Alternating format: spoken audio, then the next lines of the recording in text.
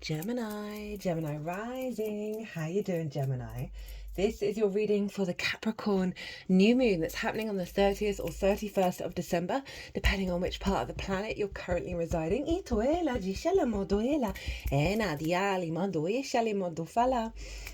name's Chloe. I work with card divination, astrology, and I channel multi-dimensional energies through my body, both in the form of physical and vocal light language. All of this brings in healing, attunement, and activation codes to the messages that are going to come through in this reading. And this energy that I'm going to tap into is going to serve you for the next 6 months up until the Capricorn full moon in Cancer season. At the time of recording, the ascendant is in Gemini. I just had a very curious cat come and explore and climb all over this and knock a few things over.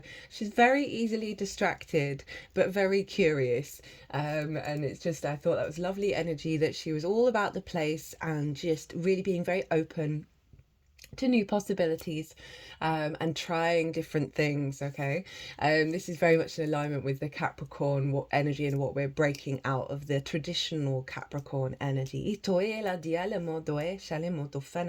Now, I've done a collective reading, and that is always the first video out, and I've broken down the astrology in way more detail of how all the celestial bodies are talking to each other at the exact moment of the new moon, right? Really tap into that frequency, and that acts as a download, right, that we're all collectively working with.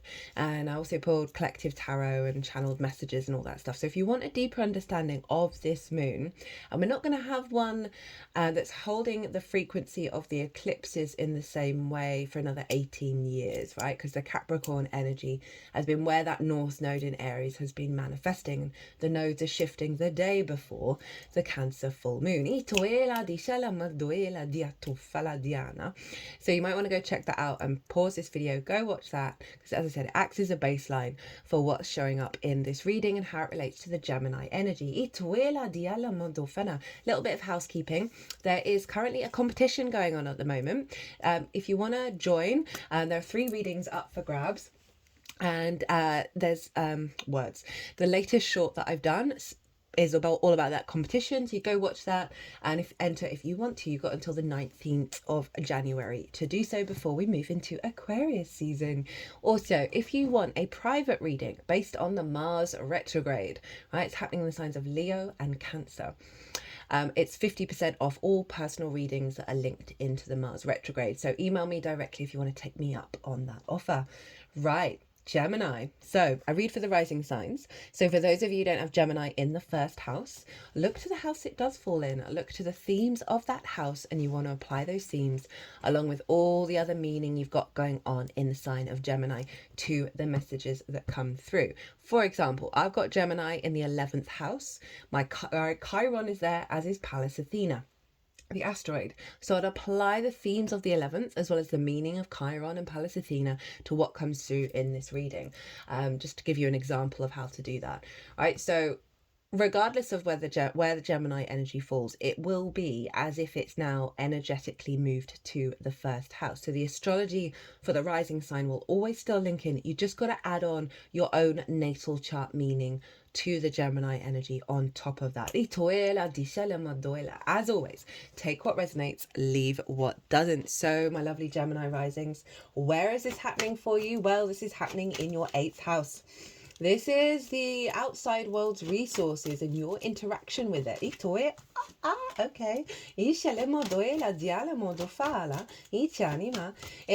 can be mortgages, loans, car insurance, taxes, debt that's owed to you, debt that you owe, bonuses and commissions, and more, and inheritance money, right?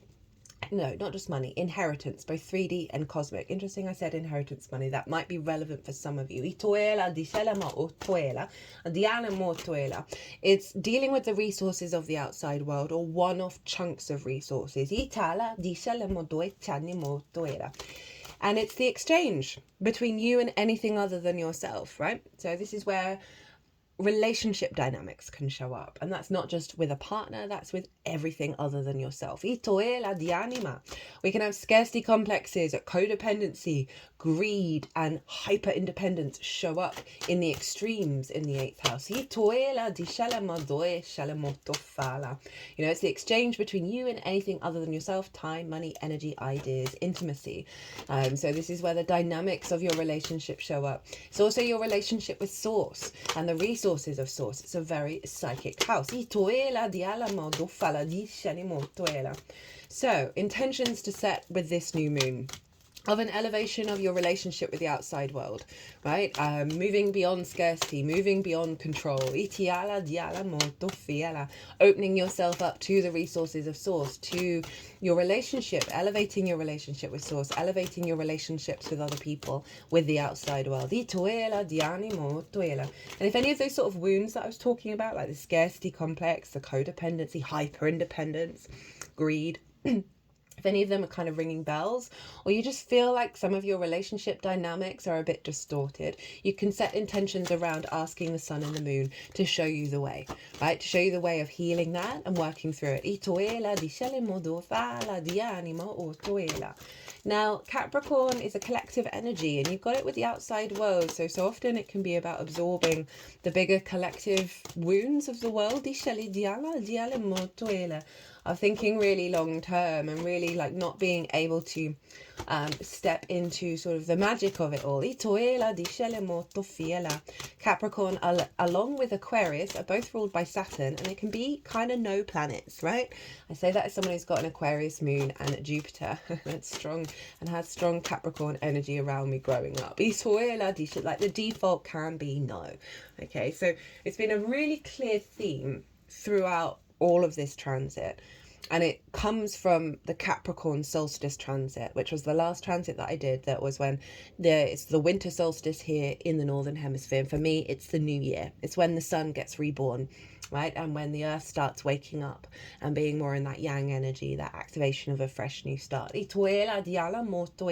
Some big, beautiful energy came through in that transit, which is very much allowing us to be open to receive and to receive the magical reality that is slowly but surely infiltrating every part of our reality. And so that's the earth energy can be a little resistant to it because it's very practical and very, whoa. Those cards just went everywhere.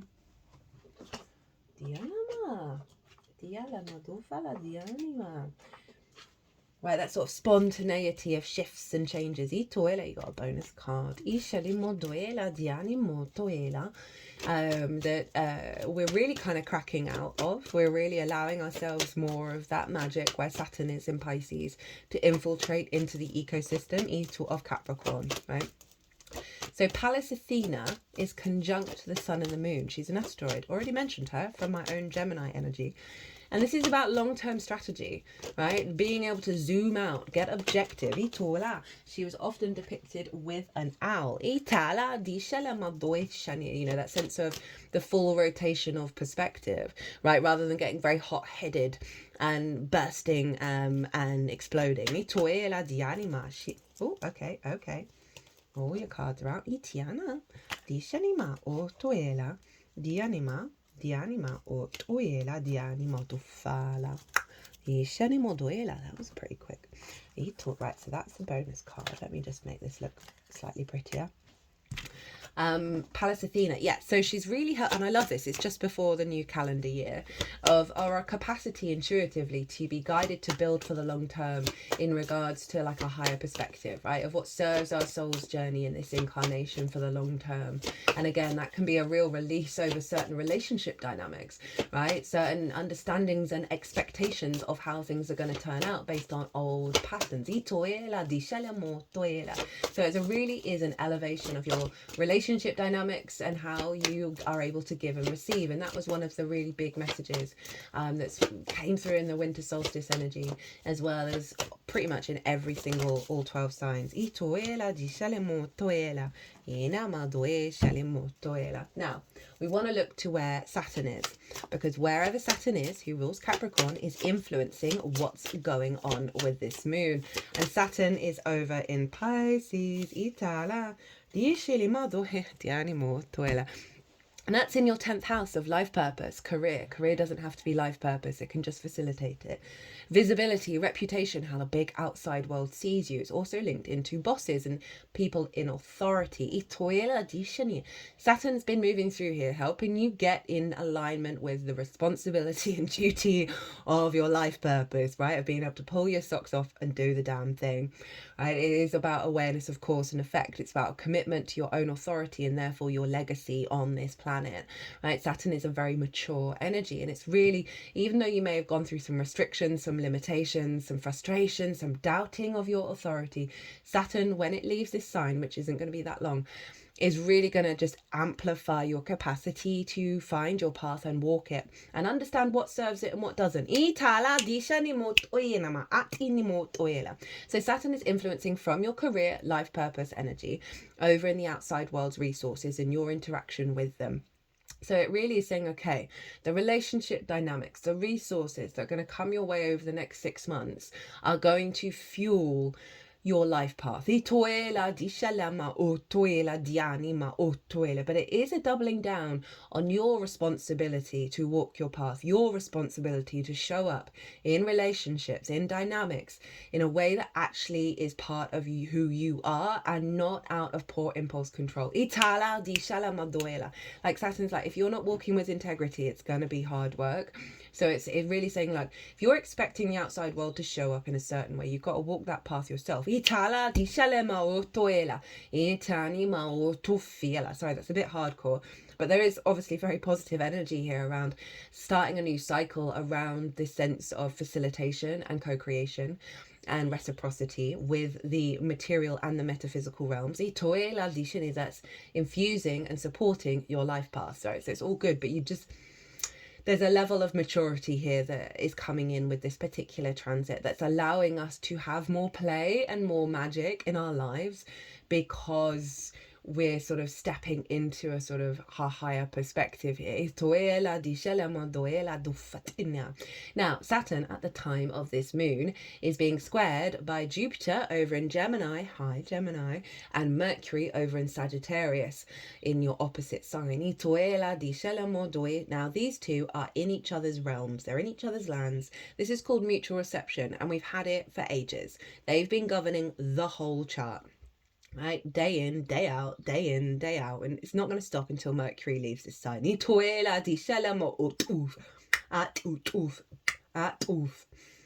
And so this is the overall energy with this, because Jupiter's still retrograde, is a deep inner perspective that's being awakened, right? And that higher perspective that's allowing more abundance to come in, but we're cultivating it internally right now.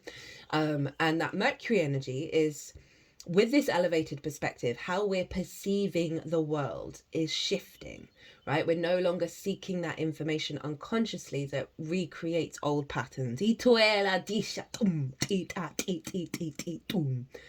this is in your 7th house. So as Jupiter's in your first, your embodiment of self, right? How you walk your talk. The lens in which you move through the world. The 7th house is the other, right? It's the mirror. It's the one-on-one important relationships in your life. Now that can be with source, that can be with a lover, a committed relationship, near and dear friends, business partner, clients. And so there's a real sense of what you previously may have observed in the other that has you believing in a lack of reciprocity, has you believing in a scarcity space, is being shifted here, right? Because there's a deeper confidence that's building within you where you're no longer in fight and flight mode with the other. Now, so many of us are. It's one of the hardest things is to have a committed relationship in your life where there is this sense of dedication. There is this sense of a contract, like this sense of I'm going to do what I say I'm going to do, and you're going to do what you say you're going to do. And that having that trust and having that respect, it's hard. It's really, really hard, especially when we might not even understand ourselves, right? So overall, I really see lots of downloads and clues, one from source, that is then feeding into how you embody yourself, how you take action, that's in leading you towards the longevity of your career and your life purpose. I also see this as a release around wounds with the other that have diminished your interaction with the outside world, right? This sense of reciprocity or lack thereof, or overtaking, right? Overtaking, like the greed energy. Those like the information that we perceive and how we communicate with the other that leads to this sense of depletion, this sense of lack of abundance. I can see this frequency, this new moon that's being activated is shifting you out of that.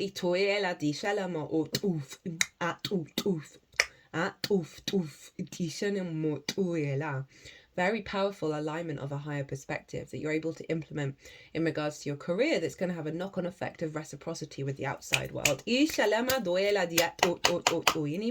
Right, let's get into the tarot. The download that you're getting: King of Cups, Knight of Swords, Ten of Cups. So this King of Cups is very in command of their emotional body, of their intuition. They're not letting things unsettle them. Right, one of the things with having a collective sign in the 8 is you take on a lot of the collective energy and you can think it's yours. And there's a lot going on in the collective right now that can have you feeling very lost emotionally and very sort of drowning rather than floating on top of the ocean. This is also a sense of a containment of your emotional body, that it's not being influenced by the external world in a way that doesn't serve you, in a way that keeps you, as I say, like, you know, sinking to the bottom of the ocean, rather than being in command of it and being able to harness and utilize that magic and be able to create and feel in command and sovereign in your own nature. Our emotions can distract us from the reality of relationships, right? Especially when they're coming from a traumatized space rather than a place of control. And so now you have this King of Cups who is very much in command of their magic, their love, their emotional body, their creativity, their imagination, and they are able to wield that energy, right? They are not losing their head. So this feels beautiful in terms of strengthening your emotional body in regards to how it interprets the outside world and really giving a sense of peace within yourself. This is also water energy, which is Pisces, which is what's coming through is your capacity to engage with the world that serve your soul path, right? Serves your life path. You may also be getting resources through that you're able to build your career with.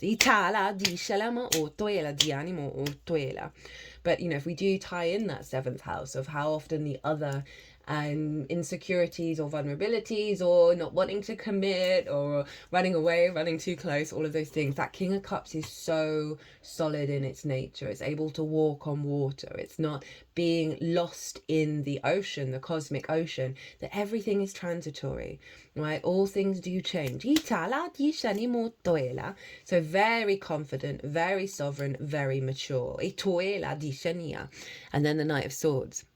Right, this is your embodiment, Gemini, right? This is very much a Gemini card. And I got a download about this card maybe a month, maybe two months ago, because the clouds on this card are exactly the same as the 5 of Swords. They're the only 2 cards that have them. Now, whereas the 5 of Swords is very much the bully and the victim cycle, the sense of domination and subjugation. And what is that bully won? Well, they've won the 3 of Swords. And we're both of those things. The bully was always predominantly the victim initiator, and we just recreate that out. You see that in a lot of groups that then, yeah, anyway, it's everywhere.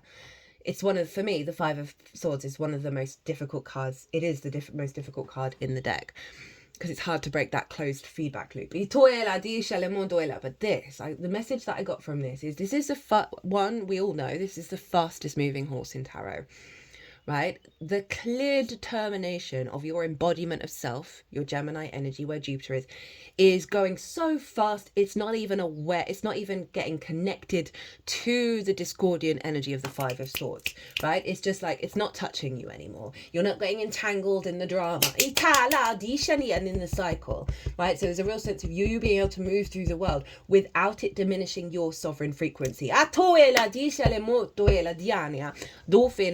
I do feel like there's a lot of downloads coming through from this new cycle of Capricorn, of the Capricorn new moon that's activating this new calendar year, of your embodiment being very in alignment with what source in the downloads, your guides, whatever it is, so you're able to put it into practice very, very quickly. And that's the support from Saturn, because it's an alignment with your life path. You're going to do it. That's just the vibe that I'm feeling.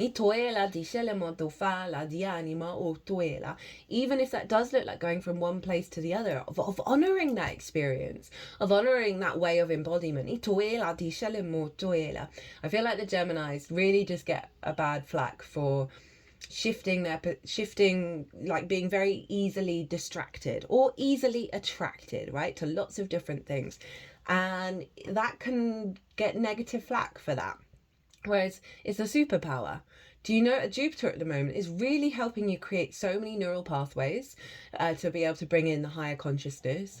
And that Gemini energy is so powerful right now of allowing the play, allowing the shifts to happen, both internally and externally, and not being freaked out by it. Being open and curious. Ten of Cups. Right, so this confidence within yourself of your emotional body, right, this maturity, this capacity to move beyond the drama. We get the Eight of Cups. Now, this is great for the 8th house because it's the outside world's resources. It's your interaction with the outside world. And when we're in a scarcity complex, when we're not in co-creation, it's difficult for things that we truly want, that would fulfill our emotional body, to manifest. Because this is what this card's about. It's about the outward appearance of things that make you happy, right? Things that are in alignment with your chakra body. Yes, it's the nuclear family, but it just represents those things that aren't solely about you. They are involving other things, other stages. You're seeing it manifest externally. So I love this sort of sense of peace that King of Cups is bringing in, and then your clarity of embodiment, right, that's moving beyond the drama, moving beyond the conflict, that is then you're seeing the repercussions of that alignment show up. So for some of you, it may be about getting a mortgage, right, and the fulfillment of buying a home. That's just one example. Could be a heightened connection with Source and your co-creation with Source that genuinely sees a lot of things start manifesting in alignment with your life path. But overall, it's like the outside world is no longer a terror zone, right? It's no longer a conflict zone. It is where your emotional body feels aligned. Bonus card, 3 of Cups. Right, this is alignment, flow, joy, pleasure, amusement, being around others and feeling good, and everyone's feeling good, very abundant energy. I like this. And there's also a tarot reader called the Birth of Venus. I always reference her with this one because this is her interpretation of this card. It's not something I came to myself. Is that's you working with your spirit team, right? And the spirit team being very loud and saying, hey, we're here, and you feeling it, right? And you feeling more confident and comfortable, and your emotional body's feeling very sated, and there's joy in your life, right? So that's a beautiful frequency, Gemini. I'm here for it. And this can be about more things to celebrate. Because what's going to unfold over the next 6 months, where again, that emotional body, this could be celebrating things to do with your career, with like-minded friends, if we take it very literally.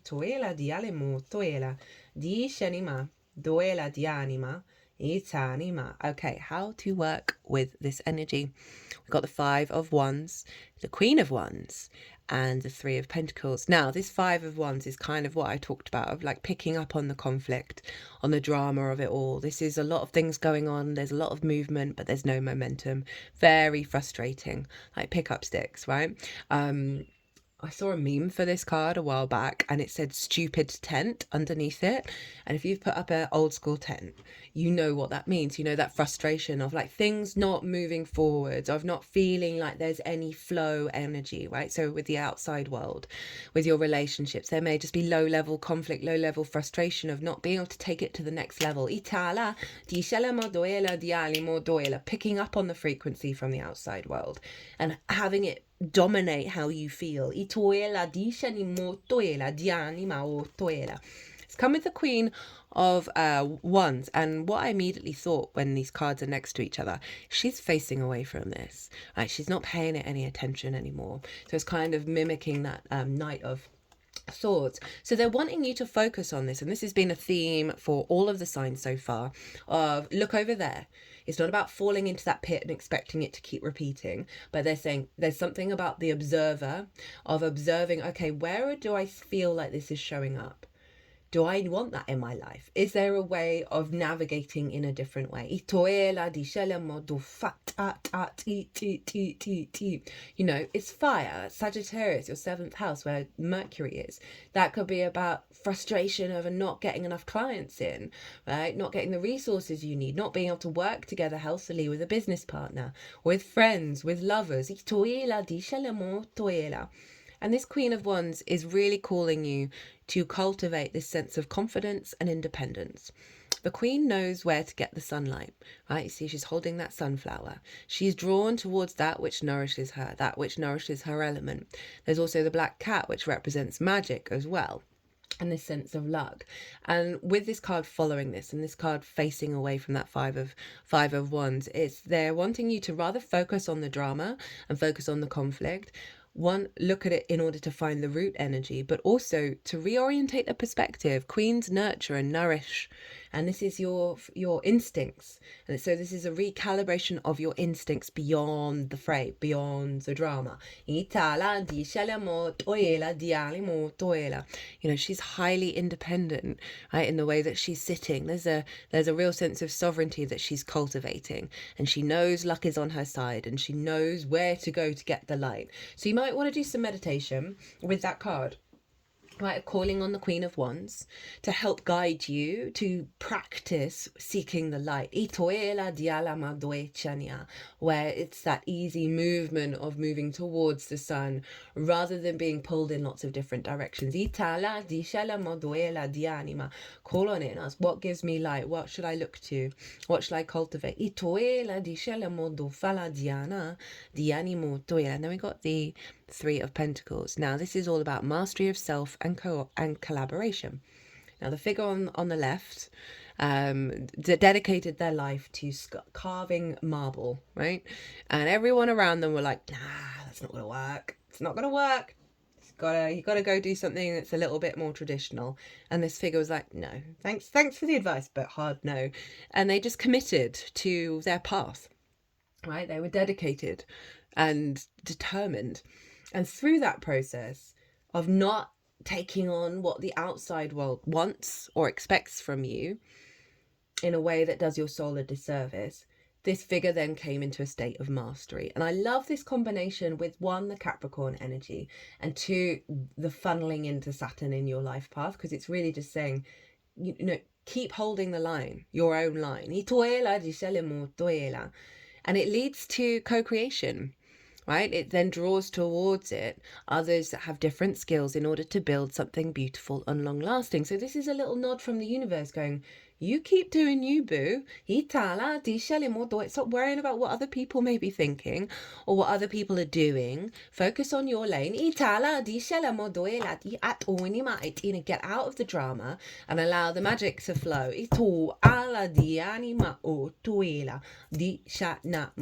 Also, this figure wasn't seeking out resources, right? So often we can think, oh, I need to do this, this, and this, and this. I need that resource. I need that in order to start. This figure every day just showed up. right? And that's a big thing that's said in a lot of creative spheres of you just got to put pen to paper. You stop being perfectionist about it. You've got to just enjoy the process of the doing, and then things will unfold from there. Remember, this is all being balanced by the self and the other into your life purpose, right? This sense of alignment of your frequency that isn't determined by the external world. Now, what's at the bottom of the deck? Four of Pentacles. Oh, I love this for this reading. Okay, so this card for me is very protected. They've got a force field all the way around them. And you see the city in the background. That force field is protecting them from the hubbub, from the chaos of the outside world. And it means that they're able to create from their sovereign nature by the crown. From their inner frequency, they're able to build their sense of stability and safety from their frequency, and they're not getting distorted by the outside world. Just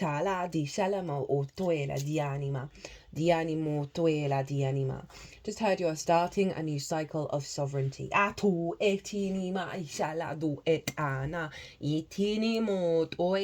are windows of opportunities that will open to you. Dialama, you have to trust in yourself and in what you bring to the table. But also remember to look to the wounds to see where you may be recreating them. The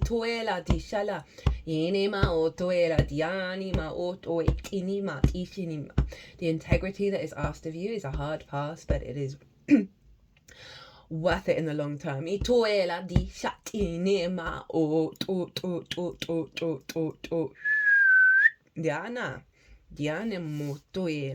Well, Gemini, I'm going to mention something. So the nodes are going to shift into Pisces and Virgo, right? So you're going to get a real amplification around your life purpose and career. And Saturn wants you to get in alignment with your integrity, with how you want to build for the long term before that happens. But the flip side of this is the South Node's in Virgo. So when the signs that square the nodes are where we see the North or South Node manifest really strongly. At the moment, the North Node is being manifest here in the sign of Capricorn, the South Node in Cancer, right? And so it's going to be you next, Gemini, where the South Node is going to manifest. Now, South Node, I'm going to do a whole transit series on this, but this feels like this is like before, it's the last lunation before the nodes change signs, of why such a hardcore message is coming through for you. Because you're going to go through a very deep refinement of self. You're going to be shedding a lot of skin. You're going to just really be cultivating, but it's withdrawn. It's more of an inner experience. So you may feel that yourself is being diminished during this time. That's just an extreme. But trust and know this is a process of refinement of your energy, right? Which is why it's saying, look, you've got to get right with what your frequency is and put that into practice, because that will magnify the power of the transit that you're going to go through with that South Node manifesting in your sign, right? It's not always easy. It can feel a little bit disconnected from the outside world, but it's in order for you to, you're not going to have it for another 18 to 19 years after this nodal shift happens, right? So it's a big transit, and I just thought I'd pre-warn, but I'm not trying to scare you because it's phenomenal. Just give you some awareness of what it is that you're going to be working with, so you're not sort of like, whoa, that's a big shift that's just happened, don't really know what's going on. That's what's going on. Again, I'm going to do a nodal transit series with the Pisces and Virgo axis, and I'll talk about that in that. It just feels very connected to what's showing up here.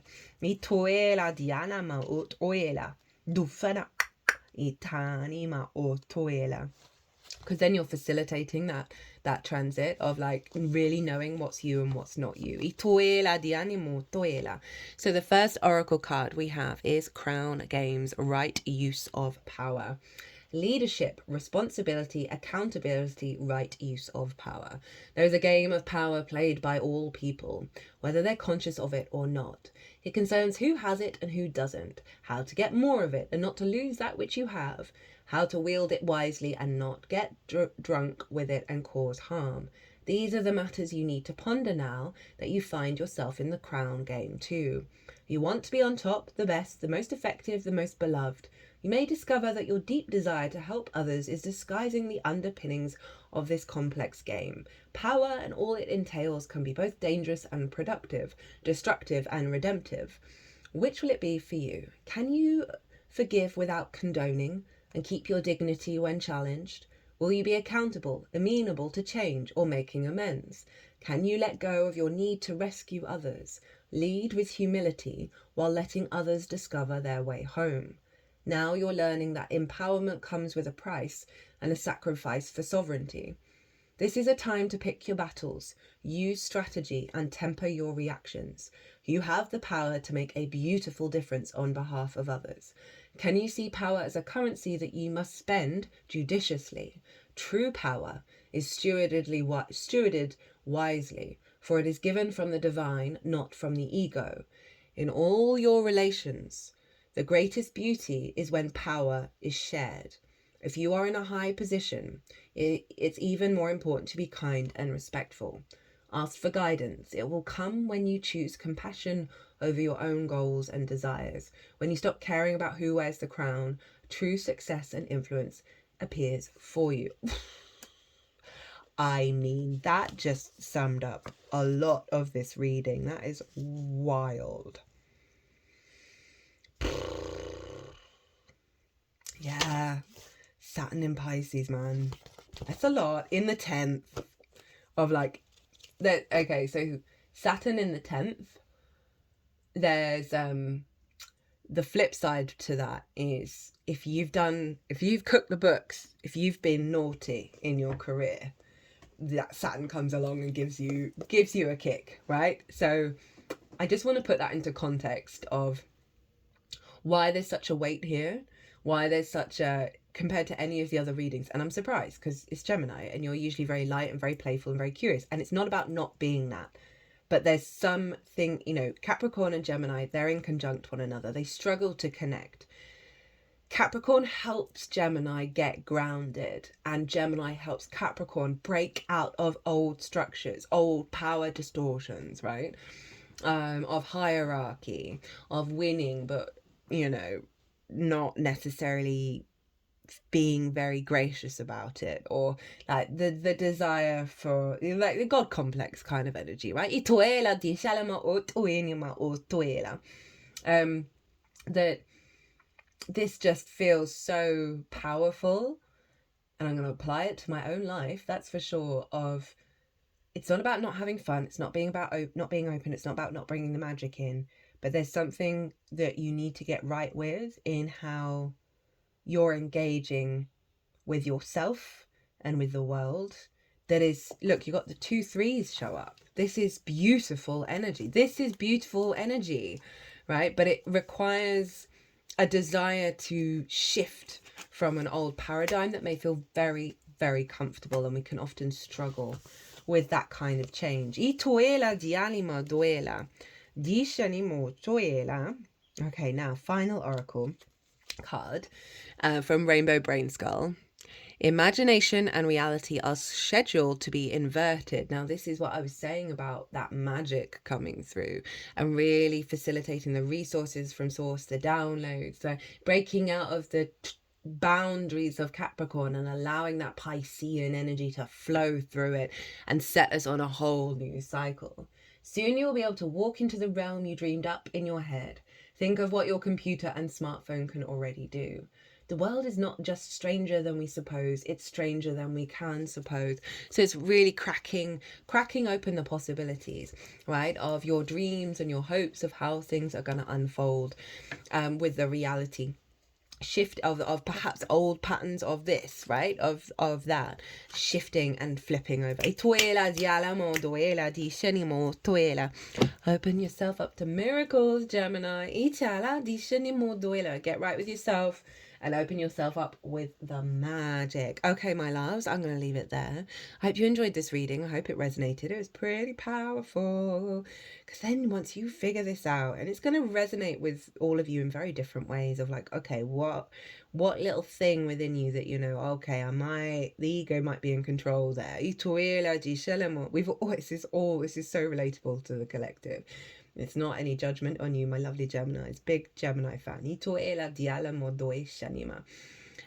But it does require a bit of determination and being able to put it into practice. And it might be that practice shows up in lots of different ways, right? That it's not the same thing every day, but it's different things in different forms. And that's using and harnessing the power of your Gemini energy. Right, my loves, be good to yourselves. Oh, wait, I didn't do the spiel. It would bring me a lot of joy if you resonate with this. If you hit that like button, leave me a comment. What your New Year's resolutions? What are you up to? If you want a personal reading, again, my website is everywhere. If you want to pay by PayPal, email me directly. 50% off the Mars retrograde private readings, as well as the competition, which you can enter until the 19th of January. 3 private readings up for grabs. Other than that, my loves, be good to yourselves. Be good to those around you. Oh, this is the longest one yet. I'm not surprised. Be well and safe travels until we meet again.